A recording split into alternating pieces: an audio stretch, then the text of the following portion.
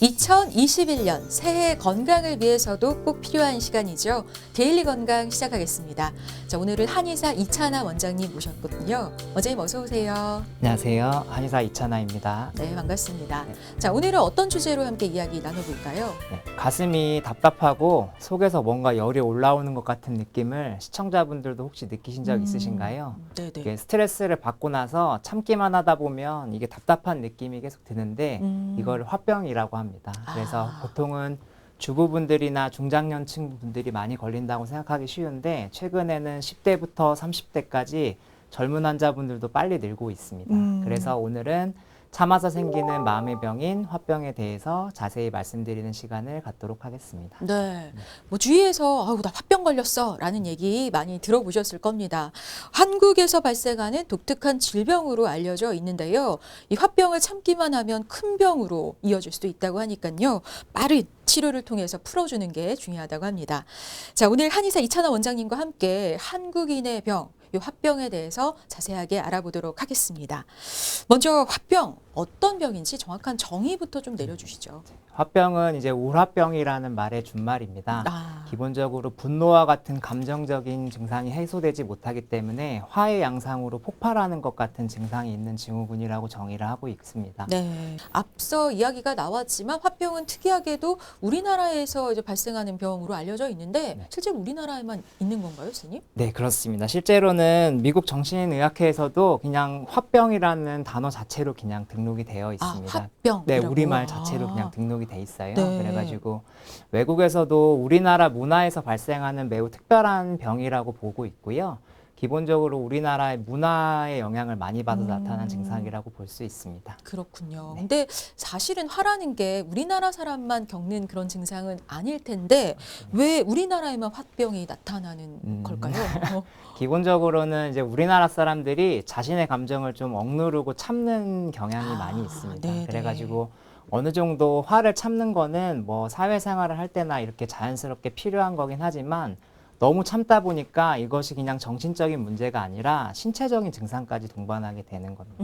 그래서 화병이라는 것 자체가 우리나라의 특유의 문화에 밀접하게 연관이 있는 병이라고 볼 수 있습니다. 근데 이제 외국에서도 이런 화병과 유사한 다른 질환들이 있다고 하던데 실제로 어떤 질병과 좀 비슷할까요? 이제 분노증후군이라고 해서 앵거 신드롬이랑 유사한데요. 네. 근데 좀 다른 면은 이제 분노증 같은 경우는 이제 화랑 막 감정적이 올라오는 것을 폭력이나 뭘 던진다거나 이렇게 신체적인 행동으로 많이 보여주게 되는데 사실 화병 같은 경우는 좀 다르죠. 오히려 너무 참거나 정신적으로 억누르면서 이게 오래돼서 신체적인 증상으로 동반되는 거기 때문에 조금 차이가 날 수 있습니다. 근데 이제 미국 정신의학회에서는 화병 같은 경우도 분노증후군의 한 문화적 한 분류로도 보고 있습니다.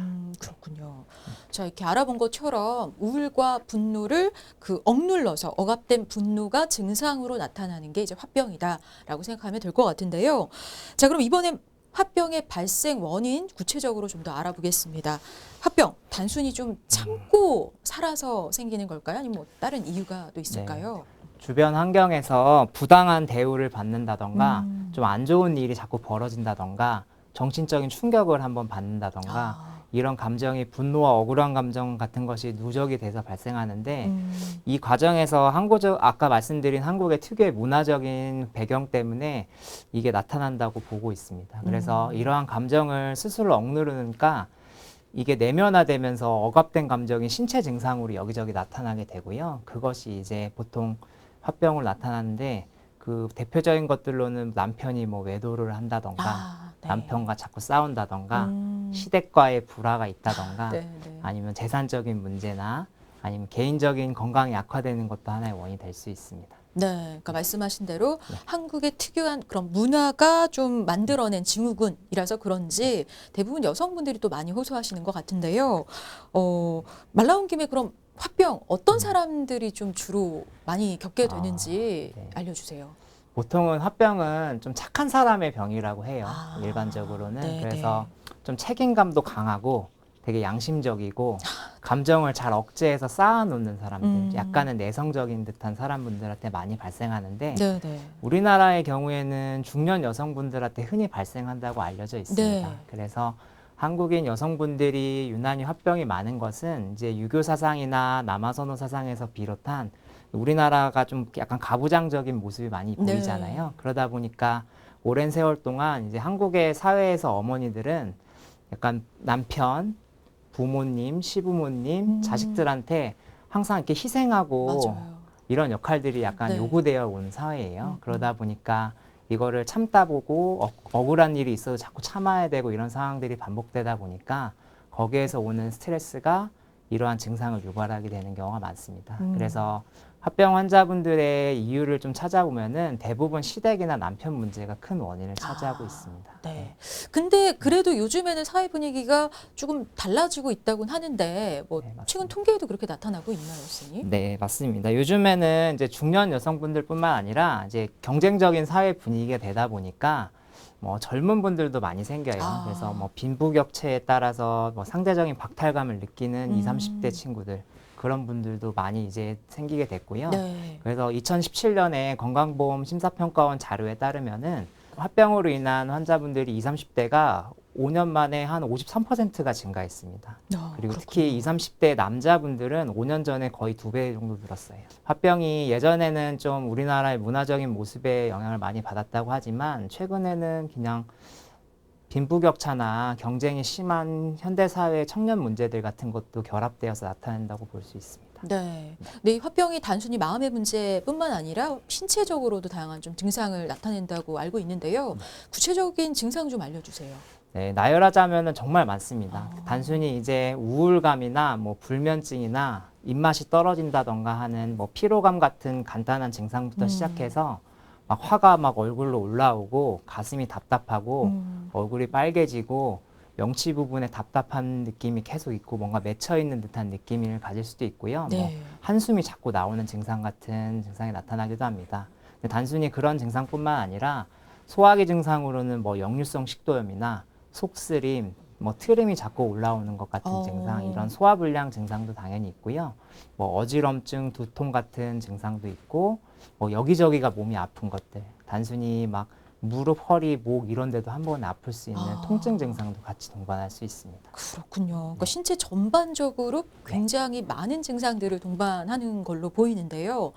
그러다 보면은 사실 일상생활조차 좀 힘들어지는 상황도 있겠어요. 그쵸. 환자분들 보다 보면은 좀 안타까울 정도로 일상생활이 잘 안 되세요. 아. 그러다 보니까 뭐 가족 간의 문제뿐만 아니라 그 일을 비롯해서 밖에 사회적인 일까지 많이 제한될 정도로 일이 많이 힘드신 경우도 있고 아예 사회 활동을 못 하시는 경우도 있습니다. 그렇군요. 자, 그럼 이번에는 다른 질병과의 차이점도 좀 짚어보도록 하겠습니다. 앞서 분노 증후군 얘기도 해주셨는데 화병과 좀 비슷하게 생각되는 증상이 바로 분노 조절 장애거든요. 두 가지 어떤 차이가 있을까요? 네, 분노 조절 장애 같은 경우는 이거를 표출하는 게 되게 많이 나타나요. 그래서 보통 분노를 막 감정적으로 막 표출하고 막 던지고 그러다 보니까 이제 정신적으로도 그렇고 신체적으로도 그렇고 분노를 표출하니까 또 사회적으로도 피해를 받게 되거든요. 주변 사람들한테도 받게 되고. 네. 그러니까 그런 것들이 나타나게 됩니다. 근데 화병 같은 경우는 오히려 이렇게 분노를 표출한다기보다는 쌓아놓는 감정에 가까운 거거든요. 그렇다 보니까 스스로 좀 힘들고 자꾸 속으로는 막 화가 나고 이렇긴 하지만 약간 자기가 아픈 증상이 나타나는 거죠. 그러다 보니까 이런 차이가 좀 나타나서 오히려 좀 수동적으로 해서 그런 감정적인 모습을 자기 내면화하면서 나타나는 증상이 많습니다. 그러니까 그런 면에서는 두 개가 약간 차이가 난다고 볼 수 있죠. 그러면은 또 우울증과의 차이도 좀 짚어볼게요. 화병과 우울증은 다른 거죠? 네, 다릅니다. 아. 우울증 같은 경우는 보통 감정적인 증상이 위주로 나타나게 됩니다. 좀 사람이 좀 가라앉아 있고 뭐 말을 걸어도 대답을 잘 안 한다던가 좀 약간 정신적인 증상이 위주로 나타나요. 그래서 네네. 기운이 없어 보이거나 뭐 이런 증상은 나타날 수 있지만 대부분은 감정적인 것이 많고요. 네네. 이런 원인 자체도 사실 신경 전달 물질인 세로토닌 분비에 좀 차질이 생겨가지고 나타나는 증상이 됩니다. 네. 그래가지고 우울증은 이런 면이 강하지만 화병 같은 경우는 물론 심리적인 증상이 있어요. 치밀어 오르고 뭐 화도 나고 울컥하고 이런 면이 있지만 아까 말씀드린 다양한 신체적인 증상을 동반하기 때문에 이게 단순히 우울증만으로는 화병의 모든 면을 표현할 수 있지 않습니다. 그렇기 때문에 화병을 따로 분류해서 설명을 하는 거고요. 그렇군요. 자, 이렇게 화병과 우울증도 구분해서 알아두시면 좋겠습니다. 자, 그런데 이제 사실 화가 나고 막 억울한 감정이 드는 이 화병을 계속 참고 있다 보면 우울증으로 갈 수도 있지 않을까라는 생각도 드는데 어떨까요? 네, 맞습니다. 사실은 화병 자체가 만성화가 되고 나면은 이제 감정적인 모습이 커지다 보면은 당연히 이제 화병이랑 우울증이 동반돼서 나타나는 경우가 매우 많습니다. 네. 그러면 실제로 우울증과 화병을 모두 앓고 계신 분들이 많으신 건가요? 네, 그렇습니다. 그래서 한방신경정신학회에 보면은 화병연구센터에서 화병을 조사를 해보면 한 22% 정도 되는 환자분들은 화병만 단일하게 가지고 계시지만 44% 정도 되는 환자분들은 우울증 진단이랑 같이 받는 경우가 많아요. 그래가지고 이런 면에서는 우울증과 화병이 정신적인 면에서는 유사한 면이 있다 볼 수 있습니다. 그렇군요. 네. 그리고 또 중년 여성들이 이제 갱년기 증상으로 겪는 그런 갱년기 장애가 네. 화병과 또 비슷한 느낌이 있거든요. 두 가지 또 어떤 차이가 있을까요? 이제 갱년기 환자분들도 보면은 좀 되게 우울해하고 좀 불안해하고 네. 좀 무기력해하고 이런 증상들이 많이 있으세요. 근데 가슴이 두근거리고 상열감이 있고 네, 안면 네, 맞아요. 홍조가 나타나는 음. 이제 혈관 운동 장애 증상도 많이 나타나고요. 근데 그러한 원인이 이제 정신적인 면에 있는 게 아니라 난소 기능이 떨어지면서 호르몬 불균형으로 생기는 증상이에요. 네, 그래서 네. 스트레스 상황이 아니거나 뭐 특별히 감정적으로 억울하지 않더라도 이런 갱년기 증상은 충분히 나타날 수 있고요. 근데 화병은 스트레스 상황이 이제 반복이 되다 보면서 나타난 거니까 조금 둘의 원인 차이가 확실히 구분이 되는 편입니다. 네. 자, 이렇게 화병과 다른 질환과의 차이점에 대해서 자세하게 좀 짚어봤습니다. 자, 근데 사실 유사한 질환들도 워낙 많고 뭐 다양한 증상이 나타나다 보니까 사실 내가 화병이다라고 딱 생각하기가 쉽지는 않을 것 같아요. 맞습니다. 자가 진단해 볼 수 있는 어떤 기준, 체크리스트 뭐 이런 게 있을까요, 선생님? 요거를 보시면 이게 화병의 자가 진단이긴 하지만 상당히 정확한 편의 진단 방법이에요. 그래서 네네. 이제 핵심적인 신체 증상이 있고 관련된 신체 증상이 있습니다. 핵심 신체 증상은 답답함, 열감, 치밀어 오른 듯한 증상, 목이나 명치에 걸린 듯한 느낌 같은 경우가 4가지 중에 3가지가 있으면 되고요. 관련된 신체 증상은 입마름, 두통, 뭐 어지럼증, 아니면 잠들기 어려운 증상, 그리고 가슴이 두근거리는 증상, 이런 증상도 2가지 정도 있을 수 있습니다. 그래서 심리적인 증상으로는 아까 전에 말씀드린 분한 느낌, 억울한 느낌 이런 것들이 있고요. 마음속에 응어리나 이제 한이라고 하죠. 기타 심리 증상으로는 화가 자꾸 나는데 분노가 자꾸 오르는 거죠. 그리고 뭔가 인생이 재미없고 허무하고 자기가 불쌍하게 느껴진 자기 연민 같은 감정도 느껴질 수 있고 또 어떤 분들은 그냥 잘 놀래는 분들도 있어요. 좀 괜히 무섭고 놀래는 증상 같은 경우도 나타날 수 있습니다. 근데 이런 거는 사실은 좀 복잡한 면이 있어서 환자분들이 가볍게 진단하기에는 이러한 증상들이 정확히는 모르겠지만 나타나는 것 같고 한데 이렇게 가슴 흉골이라는 중간에 있는 단중혈을 눌러보면 유난히 아픈 분들이 있어요. 그래서 저도 네. 중년 여성분들 스트레스 많이 받으신 분들은 한의원에 오시면 항상 체크를 해보는데 여기에 감각이 너무 발달한다. 이런 경우에는 스스로 좀 의심을 해보실 필요는 있습니다. 그렇군요. 네. 자, 이런 의심 증상이 있으시다면 이 항목들을 통해서 스스로 체크를 해보시면 좋을 것 같고요. 자, 그럼에도 이제 정확한 진단을 받으려면 사실 뭐 한의원을 가보면 좋겠죠. 네. 한의원에서는 어떤 검사를 통해서 진단을 할까요? 기본적으로는 정신적인 뭐 기쁘고 슬프고 화가 나고 무섭고 이런 감정들의 변화가 한의학에서는 몸에 많은 변화를 일으킨다고 보고 이게 네. 병의 원인이라고 항상 생각을 해왔습니다. 그렇기 네. 때문에 화병 자체는 한의학에서 되게 강점이 있는 분야예요. 그렇기 때문에 저희 병원 같은 경우는 기본적으로 환자분들이 호소하는 심리적인 증상은 당연히 들어서 알게 되고 네. 그런데 얼굴에 열이 나신다던가 뭐 상열감뿐만 아니라 답답함, 두통 뭐 이런 것들이 나타난다고 보면은 적외선 체열 검사를 통해서 이렇게 진단을 하고 있습니다. 네. 저희 환자분의 한 분의 사진을 가지고 온 건데요. 네. 한 달 간격으로 치료를 하면서 사진을 찍어드린 거예요. 근데 얼굴 쪽이 되게 붓네요. 그렇죠. 이분이 처음 오셨을 때 이랬는데 실제로 안경을 이때는 쓰셨기 때문에 실제로 안경. 이거보다 훨씬 붉습니다. 어. 안경 벗으셨으면 더 자세히 나타났을 텐데 네네. 그래서 처음 오셨을 때는 상열감도 심하고 남편에 대한 분노도 많으시고 네네. 네, 그래서 어지럽고 머리 아프고 뭔가 막혀 있는 듯한 느낌이 나는 듯한 증상을 되게 많이 호소하셨어요. 그래서 사진을 보면은 이 쇄골 이상으로 해서 엄청 붉게 나타나시죠. 그리고서 한 달 정도 지났을 때는 그래도 얼굴에 상열감이 좀 빠지셔서 볼 부분은 조금씩 이제 파랗게 나타나고 점점점 이제 열이 내려가는 느낌은 있지만 아직은 위쪽이랑 아래쪽에 온도 차이도 많이 나시고 증상도 좀 남아 있으신 상태셨습니다. 네네. 근데 한 달 정도 가량 더 이제 한약을 드시고 치료를 하시면서 이제 열 분포가 이제 복부에 골고루 이루어지죠. 그리고서 상열감도 많이 빠지면서 전반적인 증상도 많이 좋아지셨습니다. 그렇군요. 그러니까 감정적인 면만 있으면 뭐 적외선 체열 검사가 필요 없을 수도 있지만 이렇게 상열관 같은 혈관 운동 증상 같은 경우가 동반되는 경우는 적외선 체열 검사가 도움이 많이 됩니다. 네, 그래서 이런 적외선 체열 검사를 통해서 우선은 뭐 진단을 좀 내려볼 수 있는데요.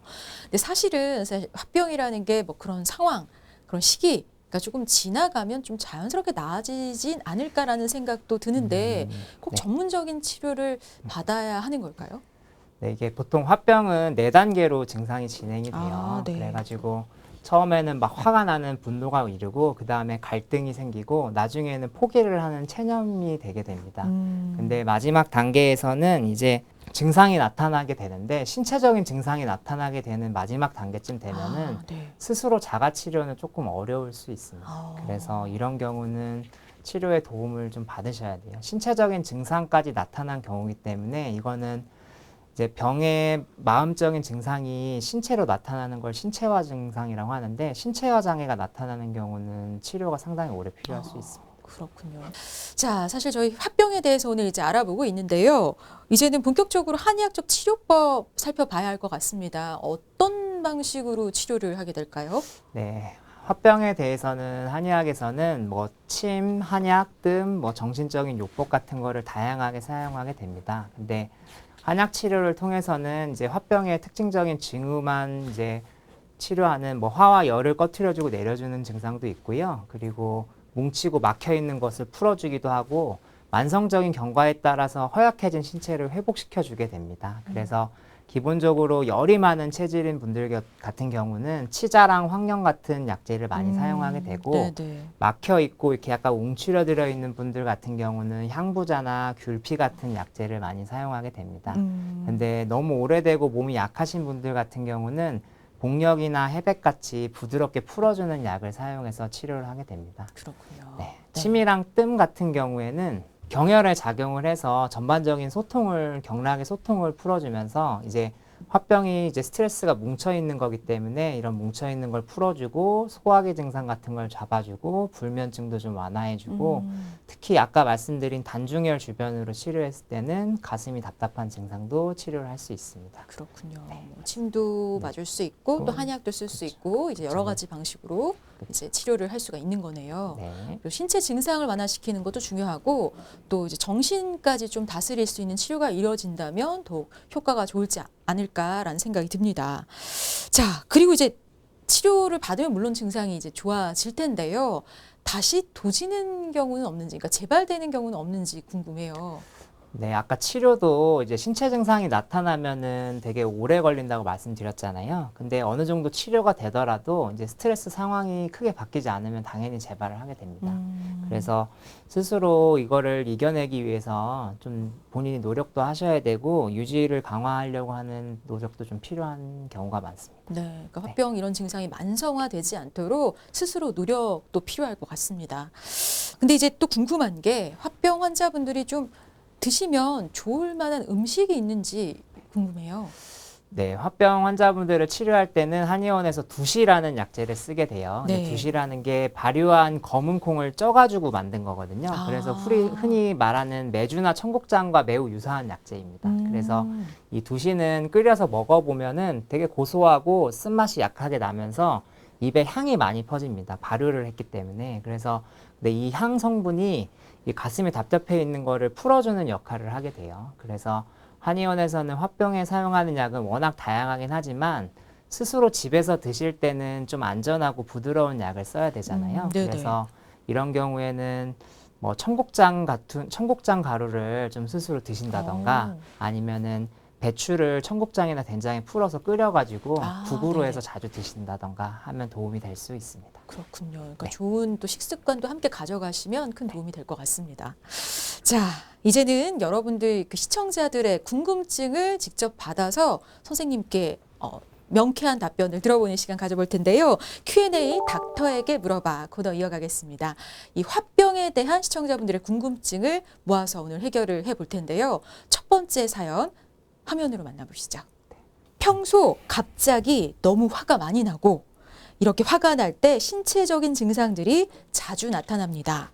심장이 두근거리고 목 부분이 뻣뻣해지면서 얼굴로만 피가 쏠리는 듯한 느낌이 들기도 하는데요. 이런 증상들로 인해서 뇌출혈이나 심장병 등과 같은 다른 병을 얻을까 봐 걱정이 됩니다. 화병으로 인해서 다른 병을 얻을 수도 있을까요? 선생님? 아직은 화병이랑 이제 뭐 심혈관계 질환 간의 연관성을 유의미하게 밝혀진 건 아직은 없습니다. 네네. 근데 이제 만성적인 스트레스를 받고 계시잖아요. 이런 경우에는 콜티졸 호르몬이 이제 만성적으로 분비가 되면서 고혈압이나 심장병 같이 혈관계에 영향을 줄 수는 있습니다. 그렇기 때문에 초기에 이런 증상이 나타나신다고 하면은 당연히 서둘러 치료하시는 게 좋습니다. 네, 이런 신체 증상이 나타난다면 서둘러 병원을 좀 찾아보시길 바랍니다. Q&A 닥터에게 물어봐 다음 질문도 화면으로 보시죠. 한의원에 갔더니 화병이란 진단을 받았습니다. 침을 맞고 한약을 지어 복용하고 있는 중인데요. 한의원에서 지은 약과 별개로 우울증 약을 복용해도 좋은지 궁금합니다. 사실 뭐 한의원에서 한약을 지어 먹고 있는데 양약도 지금 처방을 받으신 상태이신 것 같아요. 네. 두 개 함께 먹어도 될까요, 선생님?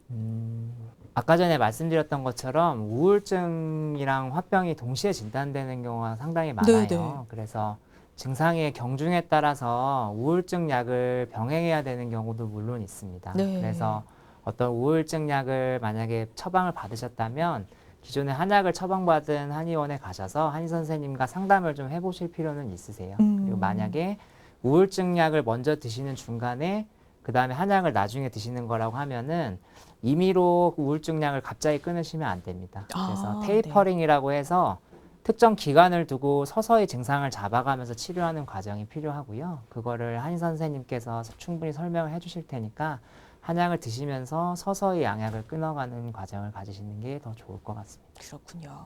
자, 이렇게 Q&A 닥터에게 물어봐 화병에 대한 시청자분들의 궁금증 시원하게 해결해 봤습니다.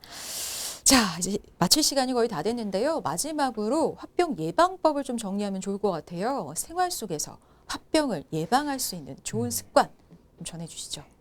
기본적으로 자연광을 많이 받으시면 좋아요. 그래서 햇빛을 받으면서 야외 활동을 좀 해주시고 그것이 스트레스에 대한 저항력을 상당히 높여주고 깊은 잠을 유도할 수 있습니다. 그리고 당연히 취미 생활 같은 거가 했으면 좋으시고요.